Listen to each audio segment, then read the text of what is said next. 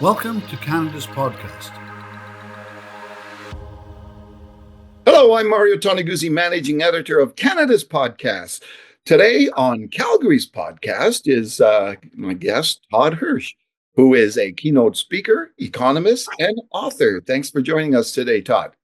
Great to be here, Mario. All right. You know what?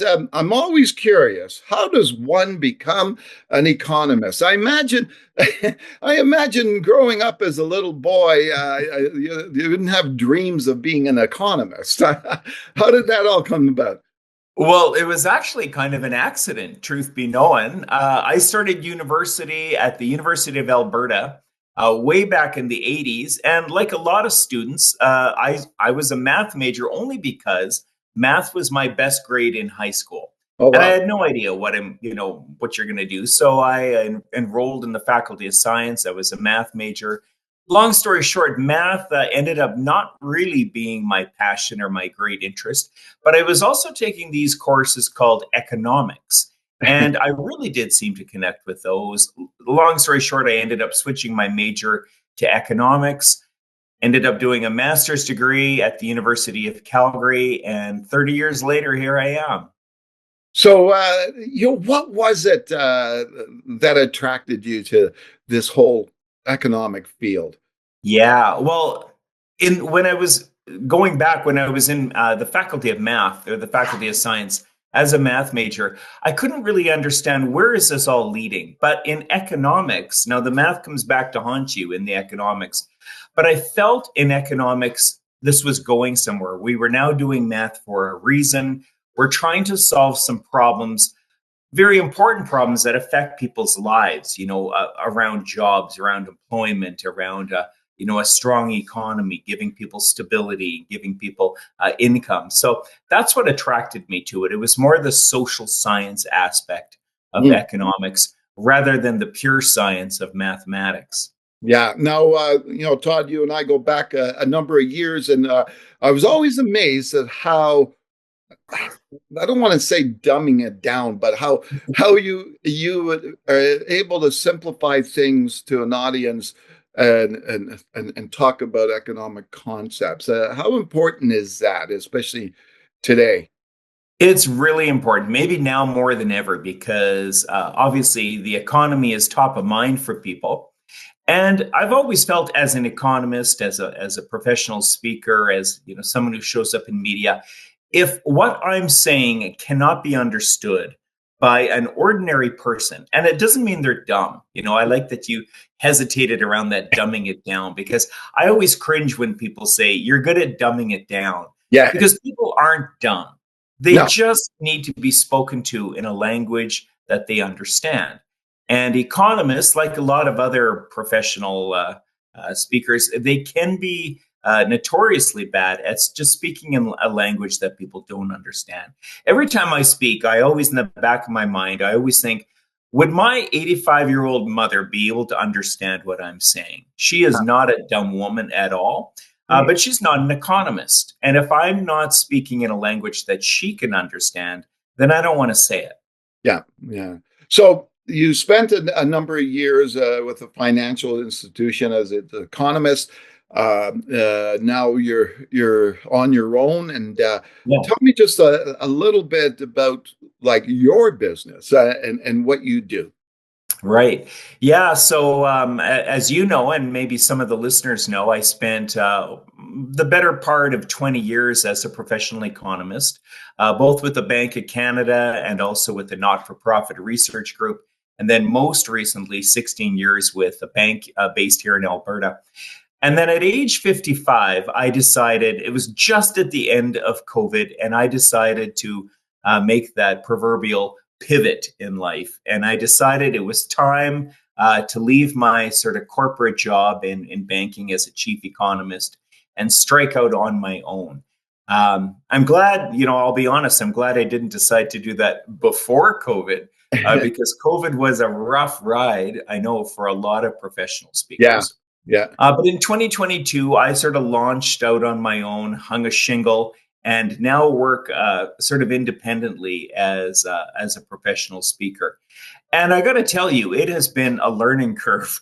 I've never had to market myself before. I've Yeah. never had to pay attention to branding myself, all of those things that now, as a self-employed entrepreneur, I've got to hustle and learn how to do. So it's been exciting. It's been fun. What was the spark for you to pivot? Pivot. I guess it was, when, I had spent 16 years as as a bank chief economist. And yeah, I guess like a lot of people during COVID, I had that long conversation with myself thinking, what does the next 15 years look like? Yeah. And I loved my job as a chief economist, as a bank economist, but I don't know if I loved the idea of spending 15 more years doing the very same thing. And it's no disrespect to my employer, but I had sort of topped out. There was nowhere else for me to go within the bank, within that organization. So I just decided, to be brave. You hear a lot of people doing this, saying, I'm going to, take a bold step and branch out and do something different. So I guess that's what it was for me is the opportunity to look at the next 15 years and to build something. Now, as a keynote speaker, Todd, like who do you talk to? I would say 80% of my clients for conferences would be industry associations. So, every industry has their industry association, and most of them have conferences where everyone comes together. That would be 80% of what my traditional clients look like. The other 20% might be individual companies. It might be a board of directors doing an offsite retreat. Maybe something around strategy, and they want to bring in an economist to help them sort of sort out in their conversation, not only where the economy is going, but more importantly is how can they react to economic uncertainty? Because I think that's really what we're looking at right now. So most of my clients, those industry associations, and then also some individual companies or maybe a not-for-profit. Stay ahead of the game with our expert tips and strategies that will help your business thrive in a digital era. CanadasPodcast.com. Subscribe now. Now, just going on what you just said, I know on your website, I noticed one line on your website, stop predicting, start preparing. Can you talk a little bit about that and what that means? Well, I'm really glad actually that is the line you noticed because that is intentional. As part of the branding and marketing exercise, I'm trying to brand myself and I have to stand out as an economist. There's a lot of economists out there and a lot of really great speakers as economists. So I have to differentiate myself. And the way I've chosen to do that is to sort of back away from the traditional economic forecast that I spent 30 years in my professional career preparing. And you and I, we go back a long way. You know that every quarter I had, here's my forecast for what's going to happen. And now I don't know if this is a stage of life or a stage of career, but I've kind of come to the conclusion that forecasting the economy is kind of a waste of time because we're going to get it wrong. And it's not because we're bad at doing the math. It's not because we're sloppy economists. It's just that the world in 2025 moves so quickly and there are so many disruptions and there are so many unforeseeable events that are going to throw the forecast off. So now, rather than predicting and forecasting, I'm trying to get audiences to engage in more preparing for anything that can come our way. Yeah. So that is kind of my little tagline: stop predicting and start preparing. Well, I'm curious from as an economist, a lot of people are riding on you, right? You talked about the quarterly forecast coming out, right? There are a lot of people are, looking at this. Maybe they're making a lot of decisions based on what you're saying and what you're predicting. Did you ever feel the pressure of that? Like saying, "Oh my gosh!" I felt terrible pressure. I mean, in fact, I'll be honest. It's one of the reasons why I needed to step back from being a bank economist because there was so much pressure. I remember this one particular situation at the very beginning of COVID. So this would have been, late March of 2020. Everyone remembers that time period. And one of my, one of my bosses at the bank said, "We need you to come and talk to this organization. They want you to tell them what's going to happen." And I remember, I remember feeling this enormous anxiety because I think everyone in the world was feeling anxious. Yeah. But I thought, what am I going to tell this group, 300 people on a Zoom call, and they want me to now tell them what this all means and what's going to happen. Yeah. And I thought there's no possible way I have no idea what's going to happen. And I really did feel this anxiety about what am I supposed to say? What am I supposed to tell these people? I also remember having that exact same sensation around October of 2008. A lot of listeners will also remember. I distinctly remember driving out in my car. I was speaking to a bank client event in Sherwood Park, Alberta, and it was an evening event. And as I was driving from downtown Edmonton out to Sherwood Park, it was about 5:00. I was listening to the news, and the Dow Jones was now down 20%. President Bush had gathered the heads of all of the banks, the Secretary of the Treasury. Lehman Brothers had just collapsed. It felt like capitalism was ending.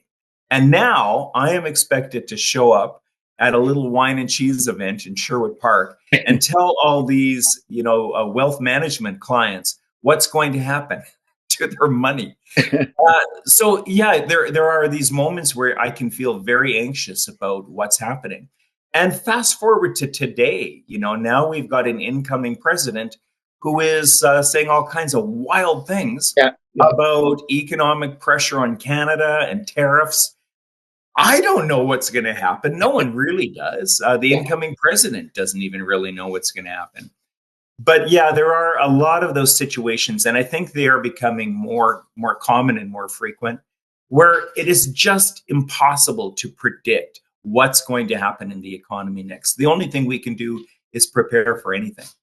Yeah, and I'm just curious. You talked about the president, and we've got up here we've got political instability. I actually just recently spoke with Dan Kelly of the Canadian Federation of Independent Business, who talked about political uncertainty and instability impacts small business owners in Canada.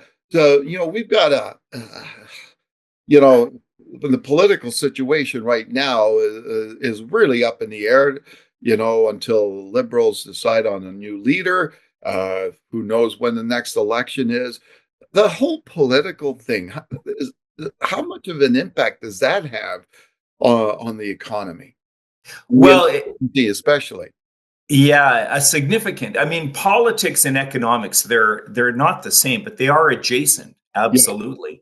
And what happens politically tends to have a lot of influence on what goes on in the economy. Not entirely. I mean, there are economic drivers that go far beyond just whoever is the prime minister or the president.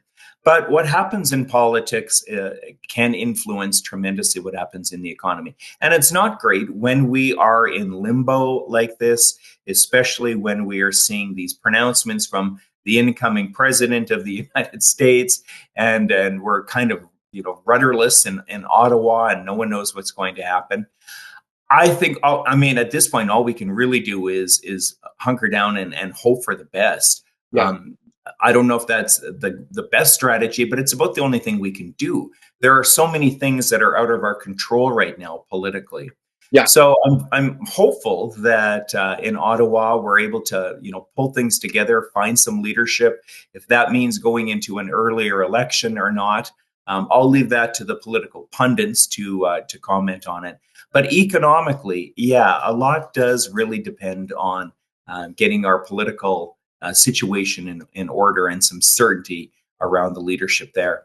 Yeah. Now, besides speaking, Todd, you're also an author, and your book, Spiders in Space. I'm curious Yeah. about that. Tell our viewers and listeners here, what, first of all, the meaning behind that title and just what that book's all about. Yeah, the Spiders in Space book, Successfully Adapting to Unwanted Change. That book came out in 2017, and then there was a sequel in 2021 called Spiders in COVID Space. The spiders metaphor, it all comes from experiments that NASA has been conducting with spiders in zero gravity. These experiments go all the way back to 1974. Uh-huh. And the basic gist of the research was, the scientists wanted to understand what would a spider do without gravity? Because here on Earth, the way spiders build their webs, and we've all watched this, they lower themselves down on their threads using gravity and using their body's weight to develop tension in their threads and thereby build their web. The scientists at NASA were interested, what would they do without gravity? So they took spiders up to the International Space Station. And without gravity, I'll sort of make the story a little shorter. Spiders were able to come up with totally new designs of building web. Their old Earth techniques of lowering themselves down was not working. They developed new techniques and new structures of web. And I found this fascinating as a metaphor for what do we as entrepreneurs, as business owners, as ordinary citizens, what do we do when everything we thought we knew about our situation suddenly changes? Hmm. So that was the impetus around the book, this experiment of NASA and spiders. And then what we did, I had a co-author on it. We interviewed dozens of companies, entrepreneurs, individuals, not-for-profits, all of which shared a similar story, and that is they were sideswiped by sudden unwanted change of some sort. And then, of course, during COVID, COVID being the most remarkable example of sudden unwanted change. But all of these businesses and entrepreneurs, they were able to reinvent themselves and pivot in a very creative way. And we wanted to understand what is involved in that process. In the probably 2,000 hours of taped interview we did with these companies, we distilled it down to try to figure out what are the common traits and characteristics that were present in each one of these successful adapters, or as we started to call them, successful spiders. We compiled a list of these traits and characteristics, and then we wrote these two books around those traits, saying that every one of us, at some point, if it's as a business owner, as an individual, at some point we are going to get a phone call, we are going to get a text or an email, we're going to have a conversation where everything we thought we knew suddenly has changed. Yeah. And if we can put some of these traits into place beforehand, we'll be better prepared to navigate that change. It doesn't make the change go away.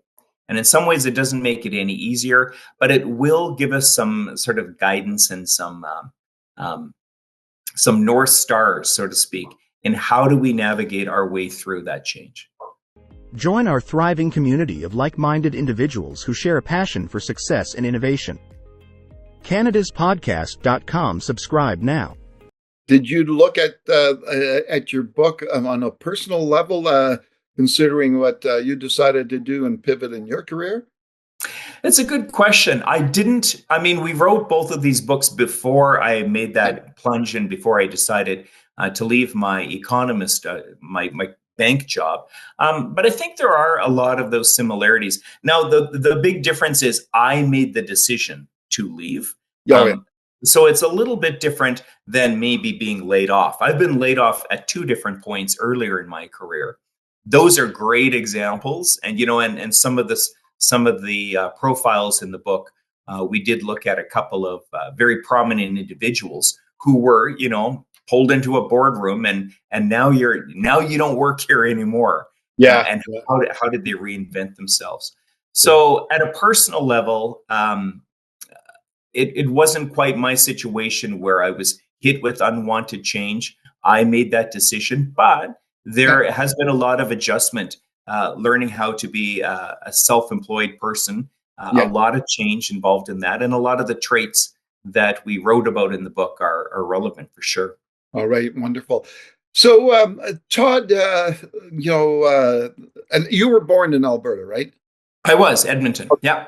Okay, so just being in this province and being a business owner or an entrepreneur or involved in business, like what do you see as the advantages of being here as opposed to another province, maybe?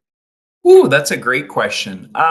I mean, maybe having lived my entire life in Alberta, I'm a little bit biased to Alberta. I mean, I love living here. And I can't say, I mean, I don't have the experience of having lived in other provinces, so I don't have firsthand knowledge if it's actually easier setting up a business in Alberta Yeah. or not. I know a lot of, business owners, they struggle with a lot of red tape and that exists here in Alberta. It exists everywhere. Yeah, yeah, But I do think something that is very real in Alberta is that spirit of entrepreneurialism. We used to joke, what do you call an unemployed Calgarian? And the answer is a consultant. Because what tends to happen, and this is a very typical model, yeah, people yeah, lose their job in the oil patch, and well, then they set up their own shop, even if it's temporarily, and they consult. And they don't do nothing. They actively look for work that they can pick up here and there. So yeah, there is, I think, really that true spirit of entrepreneurialism. And I don't want to say that it's maybe here in Alberta more than other provinces, but my experience is, especially here in Calgary, I've been here 36 years, and I always joke that I've been trapped with opportunity in this city. yeah, I've been laid off twice.